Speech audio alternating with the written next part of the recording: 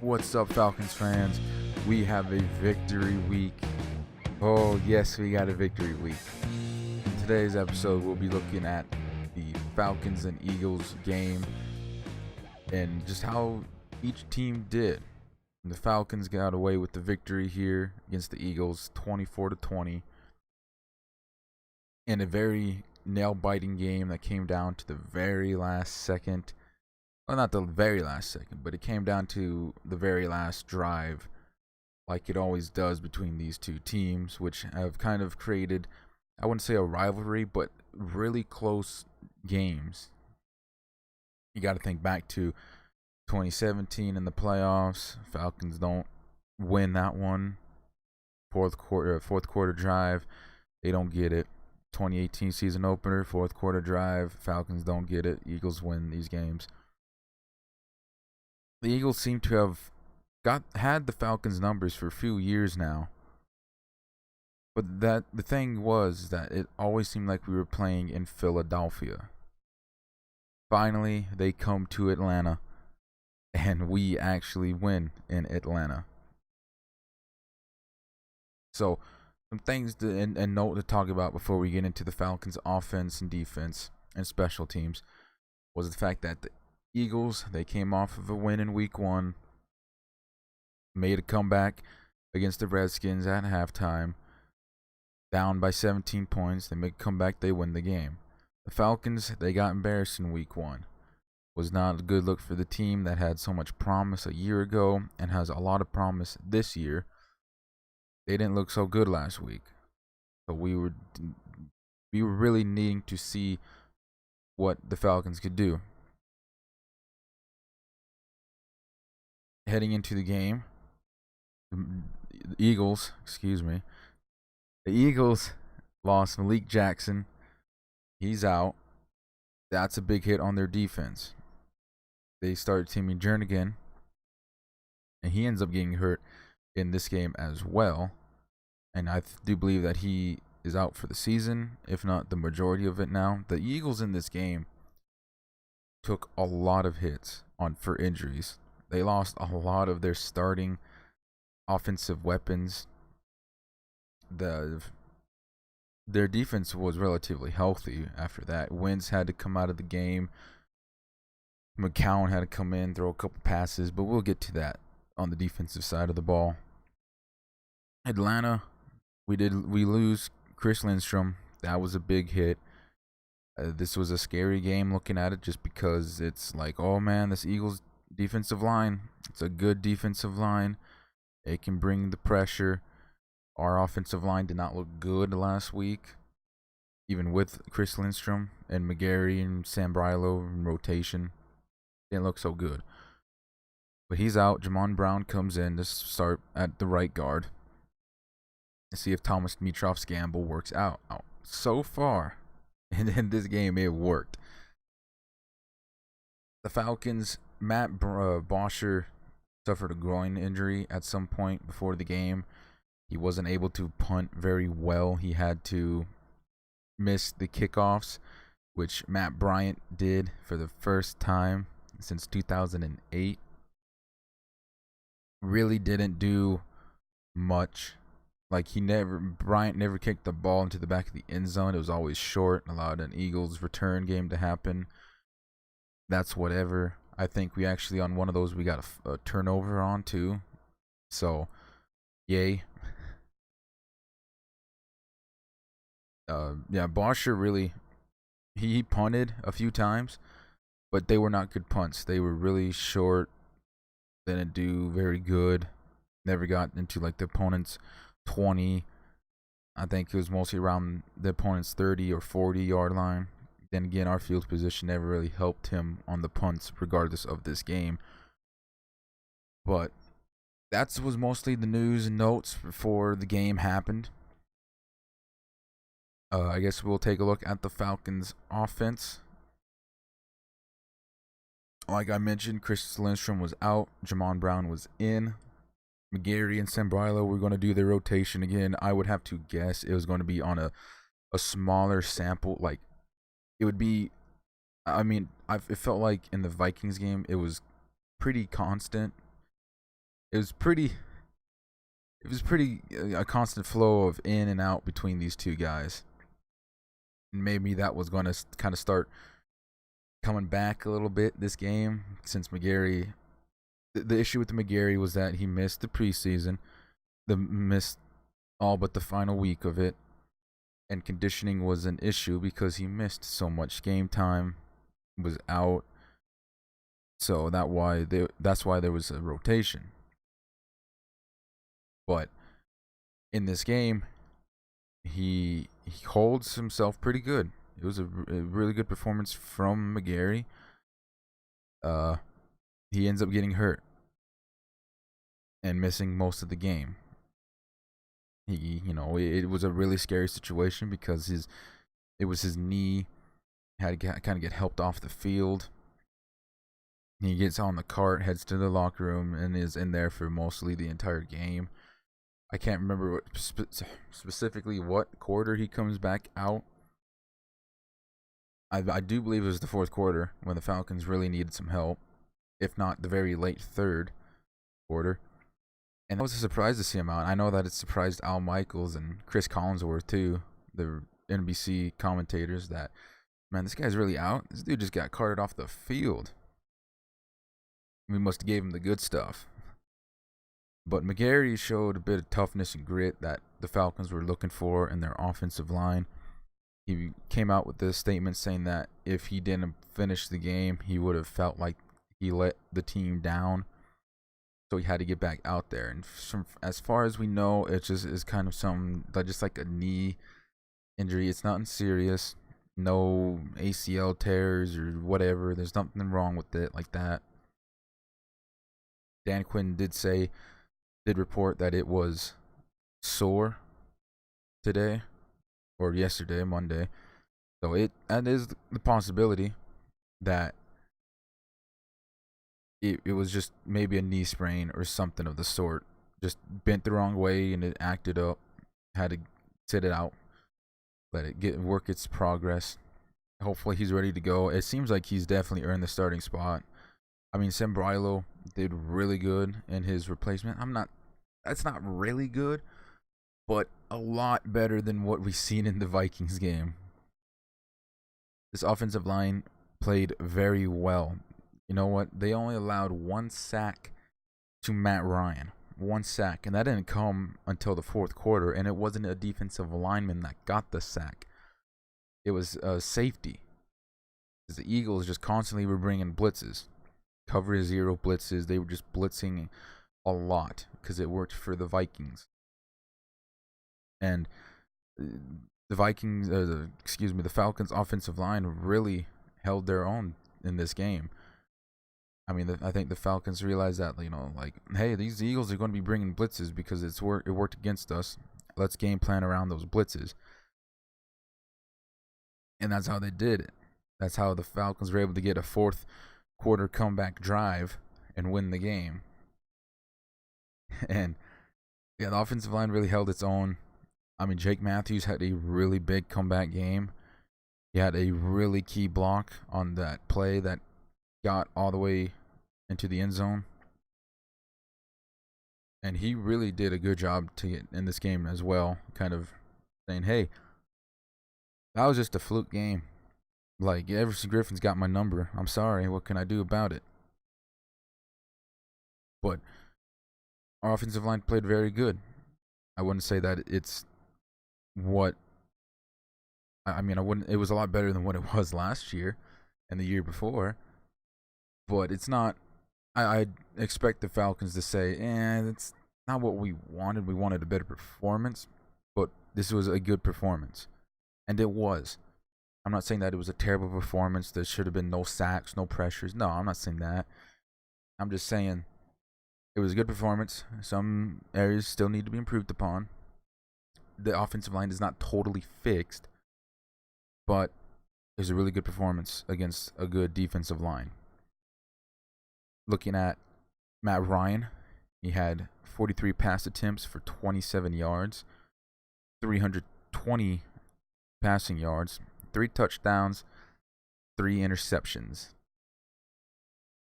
Yeah, 3 interceptions. This is This is a bit scary. I mean, he made up for it with the 3 touchdowns and the big performance drive. I mean, looking at those, the pressure seemed to have gotten him a bit. Some of those, I think most of them, 2 picks were at least on blitzes. I do know that for a fact. There was the blitz where he threw it up there, and it seemed like he was just trying to throw it to Julio Jones. And I just don't think he got enough zip on the ball due to the pressure. So he just kind of lofted it up in the air. Didn't get that far to Julio, and it ended up getting picked off.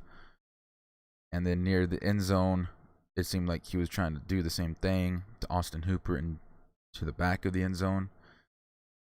Kind of make him have a contested catch or kind of throw it out in front of Hooper or something of the sort. But there was a weak side linebacker. I think it was Nathan Gary or Jerry, however you want to pronounce his name. I don't know. He ends up seeing the play and ends up making a play on it and gets an interception. And then there was the play that there was another interception that was tipped up in the air. And excuse me, I had to take a drink there. There was another play where it was tipped up in the air by Mohamed Sanu. But from what Ryan said in one of his interviews was that he was trying to make Mohamed Sanu stop on the route, because if he kept running the route, he would have ran right into a linebacker or, a safety. He was going to take a good hit when he caught the ball. He was trying to make Sanu stop. Sanu didn't get the message, didn't get the feel of it. That's just a trust issue. They'll work on it. But that's how it was. He ended up tipping it up in the air. Sidney Jones just happened to be right there to catch it. So just a bit of bad luck all around. I think the pressure really was a factor.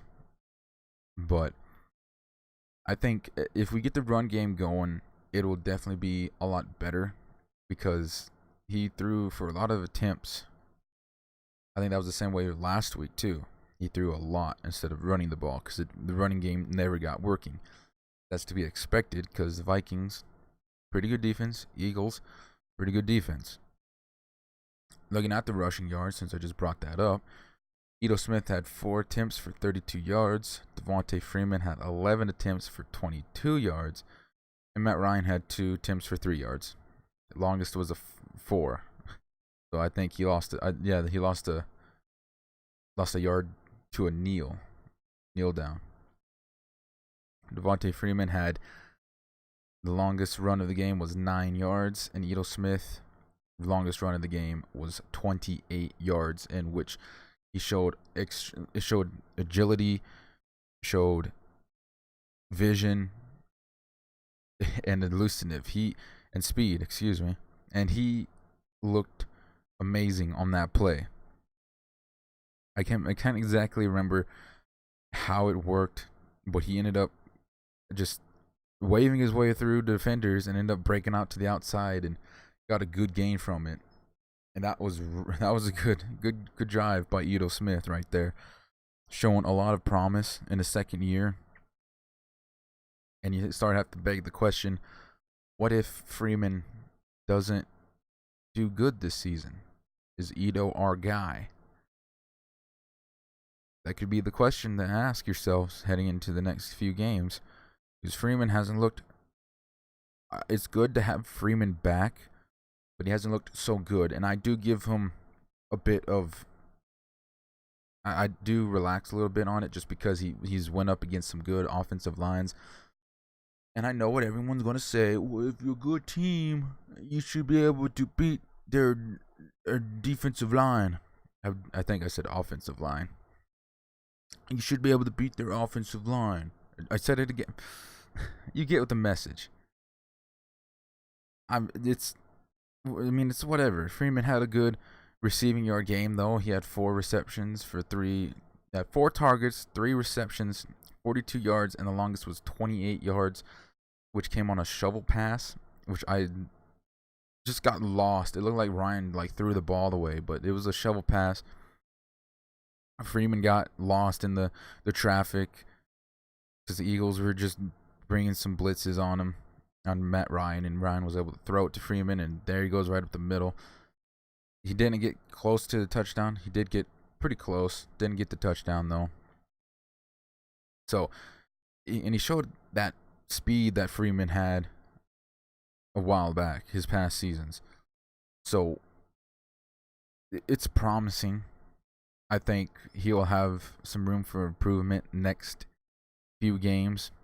But I think after a couple weeks, especially going against some weaker defensive lines, maybe, I want to start saying that maybe Udo Smith should get more play time because he's looked really good against the Vikings and Eagles now. So, who knows at that point? Looking at our receivers, though, Julio Jones and Calvin Ridley both shared 10 targets.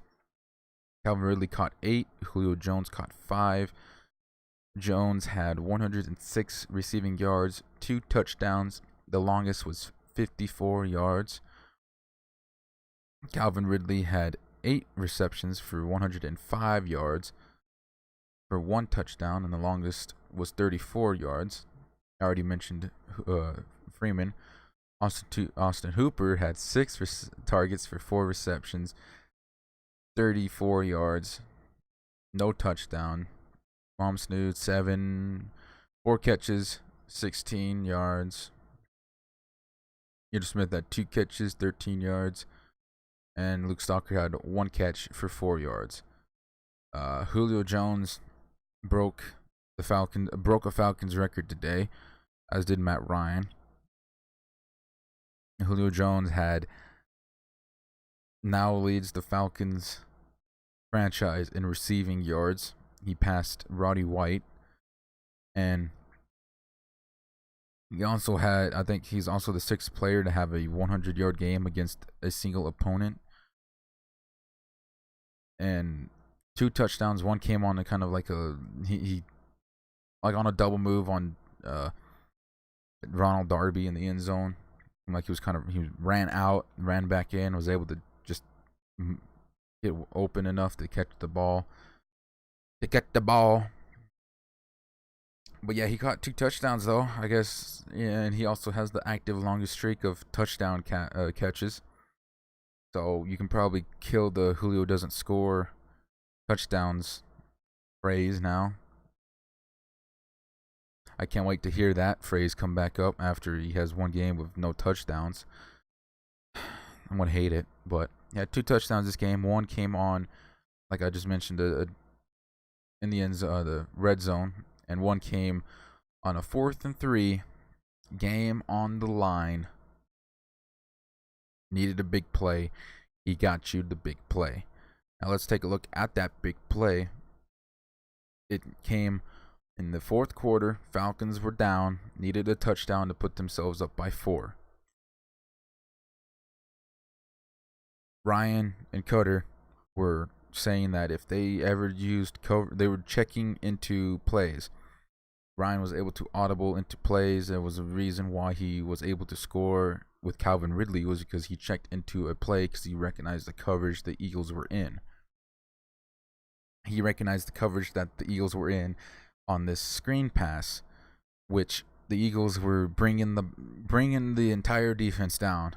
You know, there's going to be a man on Julio, man on Sanu, man on Ridley, and man on Hooper with no safety help. Because those safeties and linebackers and defensive lines, they're going to be all out blitzing Matt Ryan to get a sack, to get an incomplete pass. They're saying, I don't think your receivers can beat our defenders. And Ryan said, I think this guy can.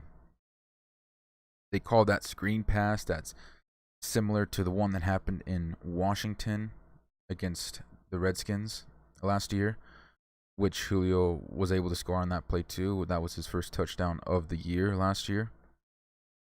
And it was the same result with Jake Matthews just laying out a dude. Sanu got a good block. Julio got the screen pass and was able to run up the field. And if you look back at the pictures and the play, you can see that once he gets past those blocks, players were already celebrating because he's gone. I mean, like once Sanu got his block and turned around and seen Julio, he was saying, "Oh, he's gone." I think Freeman on the other side of the line of the of the team was just like, "Yeah, he got it." His arms were up. Julio had that 54-yard touchdown, got the victory, put the Falcons up by 4, made the Eagles play offense to get a touchdown. And I think Ryan was credited for a game-winning drive. But man, that was a good play. I enjoyed that play because that was a big moment. 4th and 3. You're thinking that like, oh, it's just gonna be like a slant or something like that. No, this was a move here that they checked into. They waited for the right coverage for this play, and that's what they used. It was a good play. I'd recommend, if you didn't see it, go check it out. It's really, really good play to watch. Calvin Ridley's touchdown came on a deep pass. That was the 34-yard reception for the touchdown. Almost had 2. There was a play where Calvin Ridley was in double coverage in the end zone and almost caught it. It was like he got it in his hands, but then it just kind of popped loose at the very end. I mean, I think the defenders kind of helped that one out too, but it was a really close catch. He almost had 2 this game, but he's showing some explosiveness that we wanted to see. And they reported that Julio Jones didn't sit out and waited for a new contract, didn't hold out, is because he wanted to help Calvin Ridley improve. And I think we're seeing that. I mean, you think to last year, Julio Jones sat out. He didn't come to the training camp, didn't come to he did come to training camp, but you know what I mean. He didn't come to I guess you couldn't say that. I guess my statement here is not valid because he did the same thing he did last year as he did this year. He showed up for training camp though. That was a big thing, as he did last year. But regardless, Calvin Ridley had a nice catch. Just just got wide open for the touchdown. Got the touchdown. It was a really good play, really good throw by Ryan, putting it on the dime. Just amazing. I really did like how he looked in the pocket. And that was because the offensive line got him some protection. That was something I was not looking at. Other big notes from the offensive side of the ball, not really that I can think of. I guess we can probably look at special teams before defense because they kind of coincide here with the offense. Matt Bryant did miss a field goal. I think it was a field goal. See if this says if he said it. Nope, it's not saying it on here. Unless I look for it. All right, maybe right here. Matt Bryant. What the? It's not even saying that he missed it. But okay, that's weird. But he did miss a kick. I do believe that it was a field goal, but he missed it. Far left, like way far left, and I just think he missed the spot because. I mean, the blocks were good. There was no tipped pass. Like, it looked like it was tipped. But there was no tip at all. No one got a hand on the ball. I think the hold might have been messed up because Matt Bosher was still holding for the team. They didn't sub him out for those plays. So, it's interesting to see him miss. He did have a solid game after that miss. I think his miss was on his second kick of the day. I just think he just missed his spot.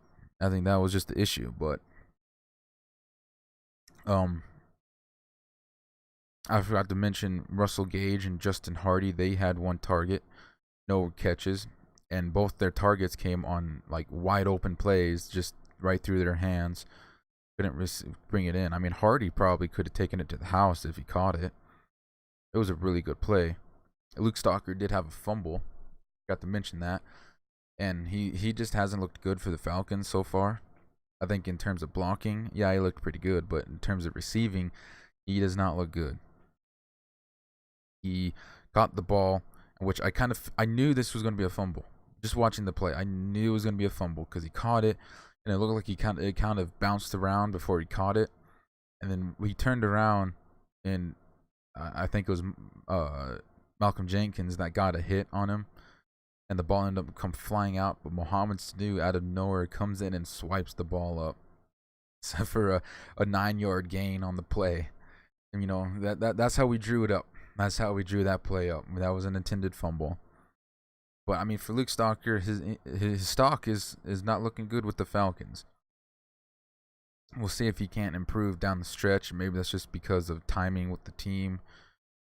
He was battling out with Logan Paulson. I didn't really see a lot of Luke Stalker in the preseason, but then again, I wasn't really looking at all. But I think that was mostly it for our offensive side of the ball. They played a really good game. They played really well, and I think that's something to build upon. Looking at the defense, Keanu Neal led the team in tackles with 9. Devondre Campbell was next with 8. Let's see here. What else? Desmond Trufant had 2 interceptions. That was a good play. Let's see. Takk McKinley had 2 quarterback hits. He has 1 tackle for a loss. He got a lot of pressures in this game too. Vic Beasley had 1, and there was 3 sacks, 2 on Carson Wentz. And if I did not mention with Matt Ryan, he was sacked only once. He did get pressured a bit, but he was sacked only once. That didn't come until the 4th quarter. Anyway, back to the Falcons defense. They did get 3 sacks on Carson Wentz. That was something that I was not expecting at all, and especially with the pressure too. That was just because of that Eagles offensive line is pretty damn good. It is a really good unit. I was not expecting them to get so much pressure on Carson Wentz, and they made him look pretty bad. He did not look good at all. I mean, as the game went on, he really started to get a little bit better. But the Falcons' defensive line played really well. Grady Jarrett had the sack. Vic Beasley had a sack. Claiborne had a sack. The Claiborne sack was a bit questionable. I know Eagles fans are a bit upset about it because the play was whistled dead, but Carson Wentz got out of it as the whistle was blowing. Wentz doing his little escape magic bullshit that he does. I think. What did the announcers call it? The Houdini or something like that. He was just breaking sacks on 3rd downs. And that's what happened in this game. Claiborne got a sack because of it. I think if the refs don't blow that whistle and he gets out, I mean, there's no sack there. But as a Falcons fan, I'll take that. Thank you, refs. Vic Beasley could have had 2 sacks this game. I mean, he could have had no sacks this game, but his sack came on the Eagles game on the line drive. But his sack, it was a bit questionable because Lane Johnson really had a good block on Vic Beasley and took him out of the play. Like, he was gone out of the play. And Vic Beasley had no reason to get the sack. But if Carson Wentz rolled out to the left, Vic Beasley basically made a circle and got to him. Like, Lane Johnson was just a perfect block all the way around the pocket. Just all the way around. And at the very end, there was Carson Wentz just in perfect position for Vic Beasley. And, I mean, there was no reason for a sack there. His next possible sack came on a miraculous play by Carson Wentz. Like, this dude's got some amazing talent here. Vic Beasley's dragging him down. Wentz throws a football. And looking back at it, in the replays and whatnot, he throws that football while he's falling down. His knees aren't ever touching the ground until after the ball is thrown, as Vic Beasley's pulling him down. I mean, I just think that was an incredible play. But yeah, there could have been 2 sacks here. I mean, if you're thinking about it, Vic Beasley could have 4 sacks this season so far. had he not given up on those two in Minnesota, and he actually pulled Wentz down with, I mean, Wentz not able to throw in the ball, but I mean he's looking really good. He's looking a lot better than what he did last year. That's for sure. Takk McKinley, I know that he ended up coming out on Twitter saying that he could have had at least 4 sacks by now. They'll come, my guy. Those sacks will come. You just keep getting your pressures. He dominated Jason Peters all night. Like, he just was getting constant pressure on Carson Wentz. And that's just amazing to see from Takk McKinley, we were hoping would have a big year this year. And he kind of is. We'll see if maybe some of those pressures can turn into sacks. Hope some of that other defensive line helps him out as well. Other good plays. I mean, we got a lot of pressure on Wentz, and that was something that I was not expecting. So this was a good game by our defensive line. I think there's still some room for improvement, but overall, good game. Linebackers, they had a really good game. Corners, they had a really good game, especially Desmond Trufant had another great week 2 game. When you look back on it, if you look back at it, in 2017 when the Mercedes-Benz Stadium first opened up, Desmond Trufant, Falcons were playing the Packers. The grand opening of the new stadium, Desmond Trufant had an interception and I do believe a fumble return for a touchdown in that game. Week 2, he didn't play so good.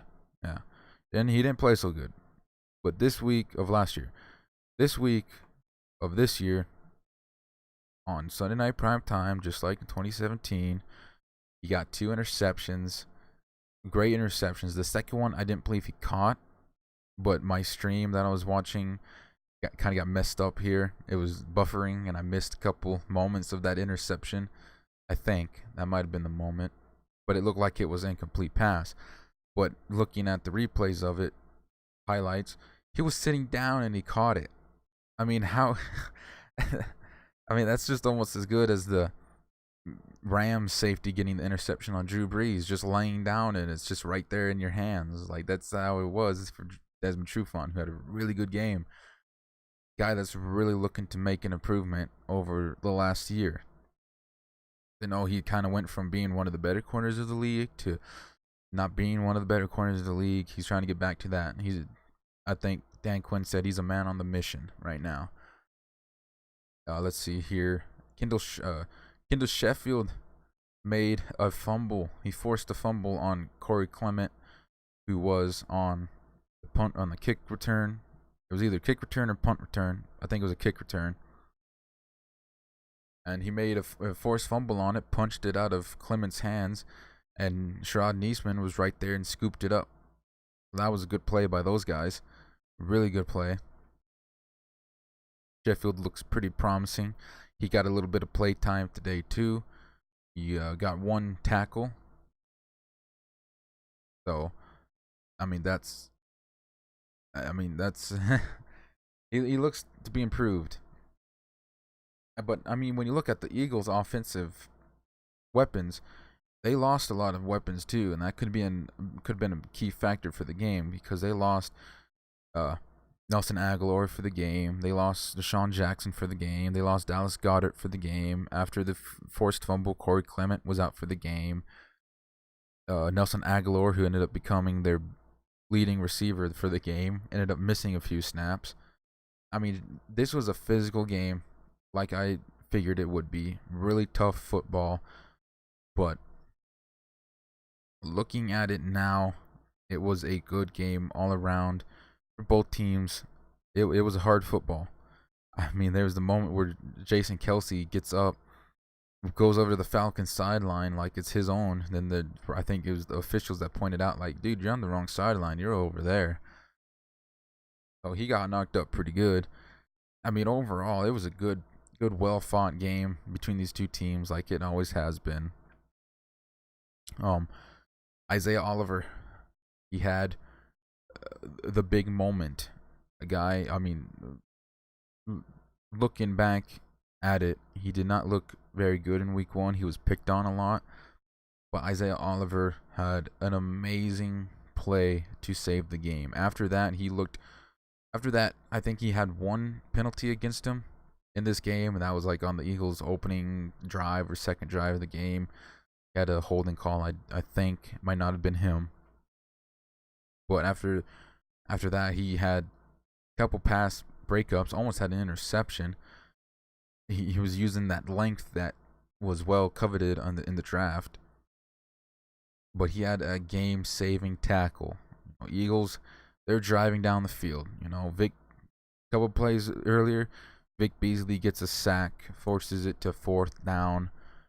Falcons go into a cover 2 defense. Wentz throws the ball to Nelson Aguilar. He catches it in the open area of the field. He goes down. They don't get, I think it was a 4th and 8 that they were on. Let's see, yep, a 4th and 8. Some passes were incompleted. I think the only pass that was actually completed in that final 4 plays was to Darren Sproles, who got 2 yards. I think. Don't quote me on that. 4th and 8. Wentz throws a ball to Zach Ertz for 7 yards. Isaiah Oliver makes this tackle, and it's like a tug of war. Ertz is just using all of his might trying to get to that first down. Oliver's using all of his might to pull them back from getting the first down and win. I keep wanting to say Wentz. Ertz has the ball and goes to stretch it out for the first down, but there's Keanu Neal coming in, so he doesn't have the ability to stretch it out completely all the way, and he ends up just doing like a quick stretch out and having to bring it back in because there's Neal to help assist in the tackle, and it was a close one. It was completed for 7 yards. They looked at it, and even with the stretch out play, Ertz was short of the line to gain. So, turnover on downs, Falcons win. Game-saving tackle goes to Isaiah Oliver. Really good game. He's looking really good. Looking at Ricardo Allen also had a really good game too. Like a lot of the players that had a bad week 1 had a really good week 2. Ricardo Allen, he ended up having a really He had a good game-saving tackle against, not game-saving tackle, touchdown-saving tackle against Nelson Aguilar. He came up to Kendall Sheffield and they said like, "Hey man, you can play outside. I got this area." And sure enough, he had that area, delivered a big hit on Nelson Aguilar and made him drop the ball. Nelson Aguilar, he did have a good game. He had 107 yards receiving. There was a play that would have ended the game, almost ended the game. I mean, we don't know what we would have done, but there's a play where in their final drive of the game, he throws it to Aguilar, wide open. Like he catches it, he walks in for the end zone, but it goes through his hands. Falcons got lucky in this game because of that play right there. But there was something else I was wanting to talk about. My mind just escaped me. Oh, Wentz. Yeah, Wentz did get a bit injured this game as well. We also got bailed out on a 2-point conversion because he dove for the end zone. But nowadays, referees are seeing that as he's given himself up. But now he did get a bit hurt. There was a big hit from Deion Jones to his midsection, and he ended up having to sit out a couple plays. Josh McCown comes in. McCown's 3 for 5 for 25 yards. I mean, not a bad day for McCown. He looked pretty good. But I think there was another big hit on Wentz that had him sit out for a little bit, but he came back in. But that's mostly all I wanted to talk about. This was some big moments for us. Like we're in the fight. The NFC South is wide open now. I mean, it was before, but Drew Brees is going to miss 6 to at least 8 weeks. We don't know how the Saints are going to do. this is our division to win now. Like we are tied for the first with the Saints and the Buccaneers. Panthers are 0-2. I mean, at this point, you want to try and gain some ground and get ahead of this division before Breeze comes back. So maybe that's hopefully what the Falcons can do with the next couple games.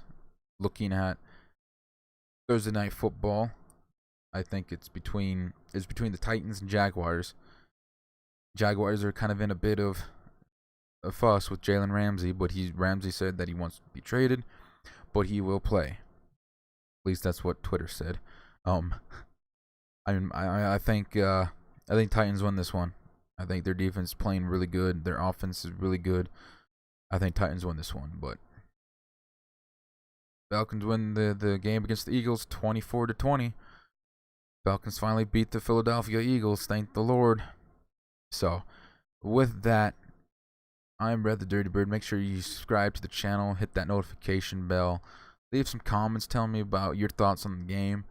Follow me on Twitter at Red the Dirty Bird, and I'll be back to preview the Falcons at the Indianapolis Colts on Friday. So with that, I am out of here. Goodbye.